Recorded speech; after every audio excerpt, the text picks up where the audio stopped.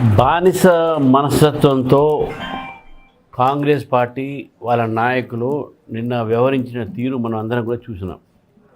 Congress party ఏదైతే ఒక విదేశీ స్థాపించాడో ఏఓ హ్యూమ్స్, బ్రిటిష్ స్థాపించినటువంటి ఒక కాంగ్రెస్ పార్టీకు ఒక ఇటాలియను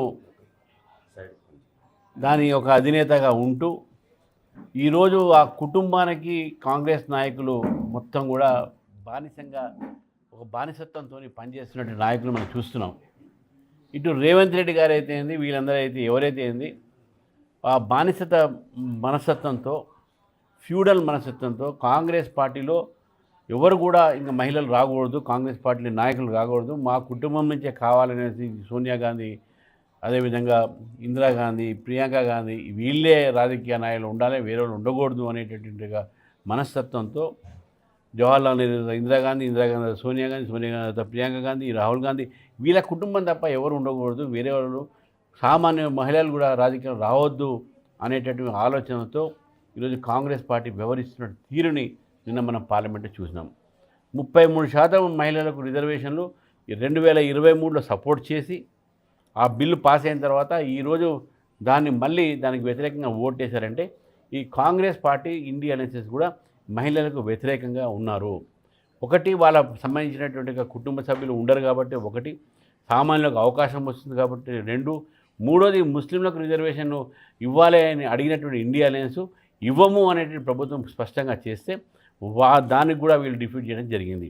అంటే వీళ్ళు కేవలము మైనారిటీ ఓట్ల కోసము, వాళ్ళ కుటుంబము ఒక ప్రాతినిధ్యం కోసము మాత్రమే రాజకీయాల్లో మహిళల కోసం వాళ్ళు మాట్లాడుతూ ఉన్నారు. కానీ అసలైనటువంటి యొక్క కామన్ ఉమెన్ ఈరోజు మహిళ పార్లమెంట్లో, చట్టసభలో రాకూడదు అనేటువంటి ఆలోచన కాంగ్రెస్ పార్టీ, ఇండియా అలయన్స్కి ఉంది. నిన్న ఓడించినటువంటి ఒక ఏదైతే ఉందో ఆ ఓటమి ఏదైతే ఉందో అది మహిళల ఓటమిగా భావించాలి. ఈరోజు ఈ దేశంలో మహిళలు ఎంతో సంతోషపడి ఈరోజు మాకు రిజర్వేషన్స్ రాబోతా ఉన్నాయంటే దాన్ని ఇప్పుడు కాదు 32 సంవత్సరాల నుంచి కూడా కాంగ్రెస్ పార్టీ ఏదో రకంగా బిల్లుని పార్లమెంట్లో ఆపుతూ ఉన్నారు. నేను మొన్న చెప్పాను ప్రెస్ కాన్ఫరెన్స్లో, ఈ యొక్క దక్షిణాది ఉత్తరాది భోగి ఏదుందో ఈ అంశాలన్నీ కూడా పనికిరాని అంశాలు, కేవలం రెచ్చగొట్టడానికి తీసుకొచ్చిన అంశాలు. ఇది ఇంకో విషయం తీసుకొచ్చేది హైబ్రిడ్ వెరైటీ. ఈ హైబ్రిడ్, ఈ దక్షిణ ఉత్తరాది కేవలం ఉమెన్ రిజర్వేషన్, మహిళా రిజర్వేషన్ వ్యతిరేకించటానికే తీసుకువచ్చినటువంటి ఒక అంశాలు. కాబట్టే కాంగ్రెస్ పార్టీ ఈరోజు మొత్తం మహిళలకు అన్యాయం చేసింది. నేను రాష్ట్ర మహిళలకు నేను కోరుతా ఉన్నాను, ఈరోజు కాంగ్రెస్ పార్టీని ఎప్పుడు క్షమించరాదు. వారు చేసినటువంటి పని మనకు మహిళలకు, సామాన్య మహిళలకు చట్టసభలు రాకుండా అడ్డుకున్నటువంటి పార్టీ కాంగ్రెస్ పార్టీ.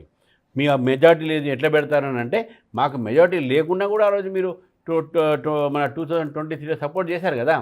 మీరు ఎప్పుడు కూడా స్టేట్మెంట్ మీ మహిళా రిజర్వేషన్ వ్యతిరేకం కాదు అంటున్నారు కదా. మహిళా రిజర్వేషన్ వ్యతిరేకం కాదు అంటేనే మీరు ఎందుకు ఓటు ఇట్లా వేశారు మళ్ళీ? అంటే మహిళలకు రిజర్వేషన్ ఇవ్వాలని లేదు, మీకు లేదు, మీ ఇండియా అలయన్స్ పార్ట్నర్ లేదు.